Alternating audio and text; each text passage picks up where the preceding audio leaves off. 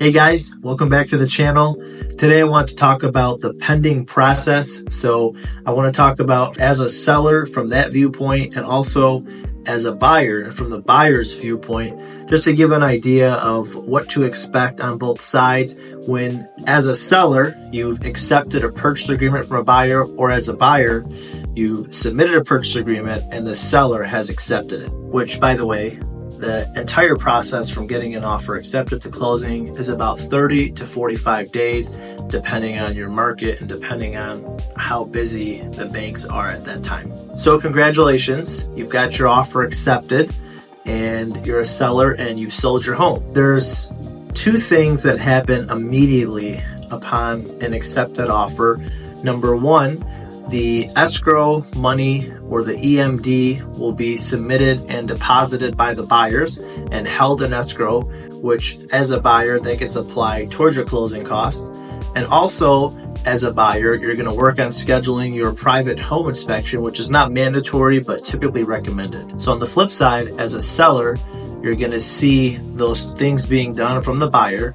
And during that inspection process, we ask that you leave your home just like a showing. However, it may take a couple hours compared to 30 minutes to an hour for a home viewing. So back on the buyer end, as a home buyer, you typically will set a duration in your contract of 3 or 5 or 7 days to get your inspection completed, with a few days after that for review. That way you can make sure if there's any issues, you can pass that along to the seller and begin that process. Or if everything is good to go, then you can remove that contingency and move forward with your offer. Typical cost for an inspection is about $250 to $500 and can go up from there depending on adding services like a sewer scope if the home age requires it, or a lead paint test if the home age requires it again. So check with your real estate professional and see what they'd recommend. They can also recommend inspectors if you don't have a good inspector of your own, or if you don't want to go online and do the research yourself to find a local inspector.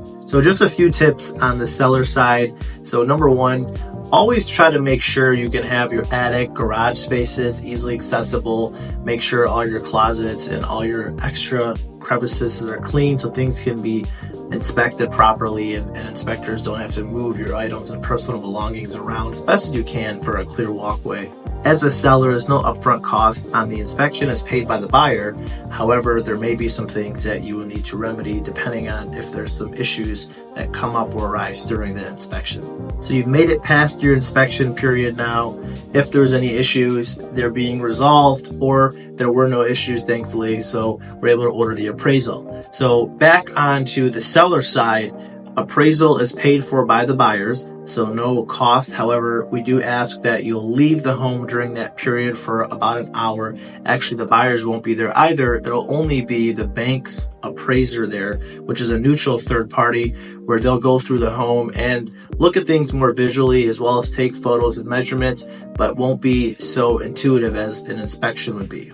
And once the appraisal is completed, it usually takes about 3 business days, give or take, till you get the results back from the bank to make sure that the house did appraise at the value. If it did not, you may have to renegotiate if you came in a little less than your sold value. And if you came in higher, that just means that the buyers are walking into some equity and there's nothing to do there, as well as if it came in right at value. Now, on the buyer side, when you order the appraisal, those run anywhere from about $400 to $600, give or take. You do not need to be present for those. Matter of fact, they ask that you are not present and it's only the appraiser in the home at that time.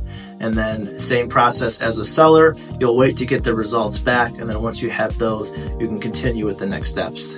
We're now past inspection, we're past appraisal. At this point, there'll be a little bit more time in between for getting the final title, underwriting, your closing disclosure from the lender, and then you can move on to the closing. As a seller, at this time at the closing, you need to transfer utilities out of your name, order final water bill. You need to bring things like your driver's license, extra papers like trust information or divorce paper information. Also, at this time as a seller, your mortgage payoff will be taken care of by the title company so long as you provided a payoff authorization. And on the flip side, as a buyer, when you get to the closing table, you also need your driver's license, need to transfer utilities into your name. You don't got to worry about water that will automatically move over. However, your gas, your electric, internet, insurance, your mail, anything else that you may need extra service wise to transfer over, you will need to have either a check or a wire initiated prior to the closing for your closing funds. So that's a quick recap of the closing process from start to finish, including inspection, appraisal, and getting to the closing table. If you have any further questions, feel free to reach out. Always happy to help. Thank you.